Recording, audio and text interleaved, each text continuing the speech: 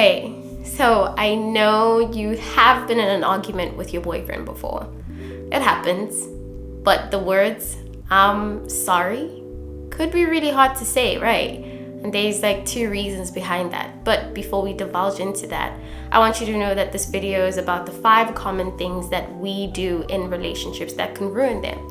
And number 1 is apologizing, because sometimes it really is difficult for us to apologize.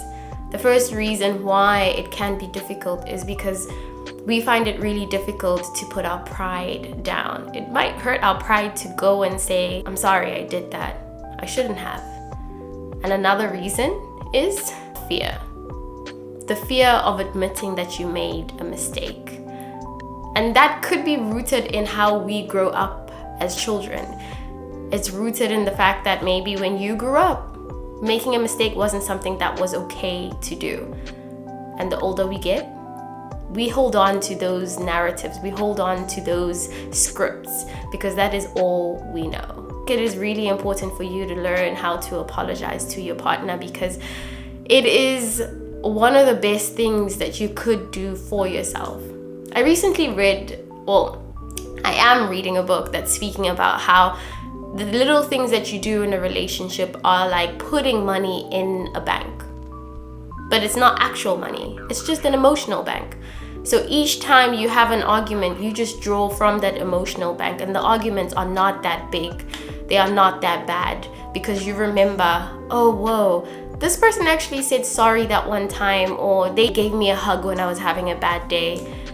And those are things that are quite important, which leads me to our second one, codependency. I think I struggled with codependency with my sister, and that is because I felt like I had to do every single thing with her because I didn't want to lose her. My identity became rooted in who she was and what I did with her, that the first time I moved away when I went to America, it was quite difficult. It was hard to make friends, it was hard to do anything. But I'm sure we have all gone through what we call the honeymoon phase in a relationship, right? And in that honeymoon phase, you want to do everything with this person. You want to be with this person 24/7 if you can. You constantly want to be talking to them because you enjoy their company so much. And you're getting to know this new amazing person. If it keeps going and that's all you do, you are unable to make plans without this person. You're unable to actually go and enjoy anything without this person.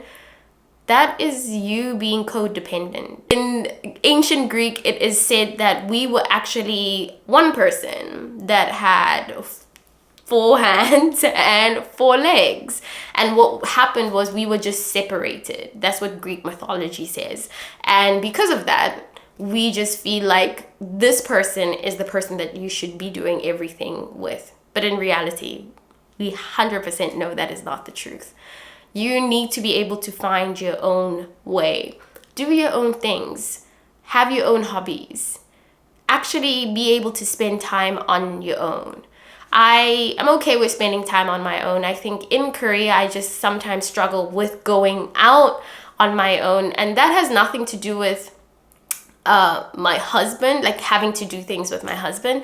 It's more about the fact that I really am tired of being stared at all the time, being looked at like, oh my gosh, this different person. I feel like we just live in 2023 and that shouldn't be how it is. And I think it's because I've lived here for so long that it is now just annoying. It used to be like, oh, I understand, but now it just annoys me and I would rather just not deal with it.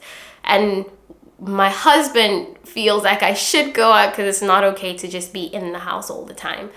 So in the beginning, I did think that I was being codependent until I was able to be honest with myself about the reasons why I don't want to be out.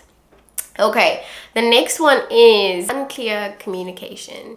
I think a lot of the times we think people have a crystal ball.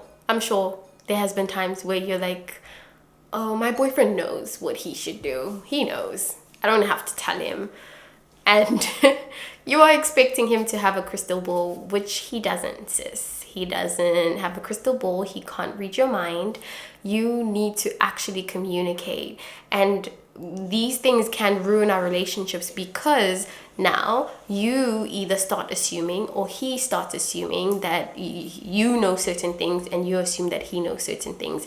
And because there is no actual communication, you're also assuming things about what the other person needs, which makes unmet expectations, and the lines are crossed and it doesn't really work out. So I would suggest that you make these things quite clear.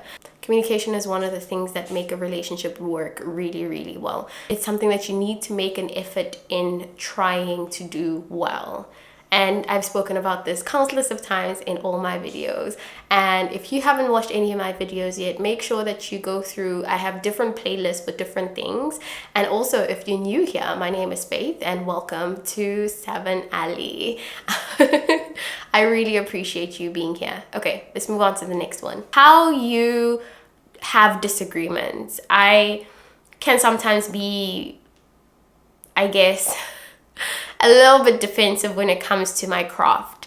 And my husband is quite honest. He'll tell me like, oh, this is not going to work. Oh, you should change that. Maybe you should do that. And that can get to me. And that is because I feel like he's criticizing me, even though he's being helpful. I remember there was a time where he was helping me with a video and I got mad. I really got mad. But I went back to him and I apologized and I said, I'm sorry that I get defensive when you're giving me constructive criticism. It is a little bit hard, but I really appreciate the fact that you do that because it shows me that you care. And I get that you care. It's just when you're telling me, I don't really receive it well. So how you process and how you argue with your partner is really important. How do you argue? What do you do? Do you just want to separate and not talk for a while?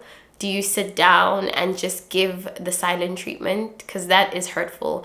That is harmful. It doesn't solve anything at all. Granted, I'm not saying you need to communicate through everything. However, there are ways for you to work through your conflict. And this is the last one, micromanaging. Okay guys, so I love how I make my bed. It's nice. My husband doesn't even really put up the pillow sometimes, and that's normal for him. He doesn't get why the pillows need to be like that and why are there so many pillows. It's too much. We just sleep there, right? And so I used to micromanage how he made the bed until I realized like him making an effort and doing and making the bed is really all that matters. And ever since I decided that, okay, him making the effort is worth it, it is completely okay. I do not micromanage him at all. I used to talk to my mom about that because I would say to her, oh, Gyo was vacuuming and he missed the spot and I want to go vacuum over it again, or tell him. But then I realized, but like, why? It has more to do with my sense of control than him, right? Because he's doing something that is good. He is cleaning, he is helping me with making the bed when he wakes up. He is doing things that are beneficial to our relationship and adding on to it. However, if I am now micromanaging him and saying, oh, but like you didn't do it like this and like that and like that. I mean, sometimes he will tell me and I will tell him, oh, like maybe it should have been like this, but that's being helpful. But micromanaging is like you standing there and be like, but that's not how it is. Oh, you missed the spot. You didn't wipe it here. You need to do this. No. Can you imagine how it would be if somebody did that to you? Can you imagine how upset you would be if somebody did that to you? It is neither like welcomed nor is it helpful in any way. So I would say like that is something that you definitely should stop doing in your relationship because it's ruining it. And it might not seem like it right now. You might think, oh no, I'm just being helpful. He likes it. Yeah, right now. But in relationships, the thing is, things snowball. They become something that's much bigger than they are in the beginning. Don't let it get to that point. Okay, that was pretty much it. I hope you guys enjoyed this video. I have been having a really hard time, and been having a really bad creative block because I've been trying to learn how to make better videos, how to edit better, how to do a lot of things better, to the point where I just have forgotten why I love doing this, why I'm enjoying this. And I have just told myself to just focus on why I do this, why I make this information available to you guys. Also, you might ask yourself, like, how does she know these things? How can we trust her? So I actually study communication, and also a minor in psychology as well right now. So that's where all these things come from. It's not just off the top of it's not up the top of my head.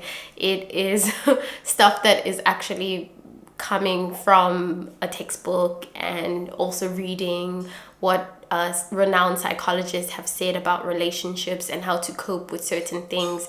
So make sure that you know that it is actually coming from an informed place, an educated place, because I think it's really important for you to know that if you're going to use these things that you hear in these videos. Anyway, thank you so much for watching. I really appreciate it, and thank you for watching till the end. I hope I see you guys in my next video. Bye.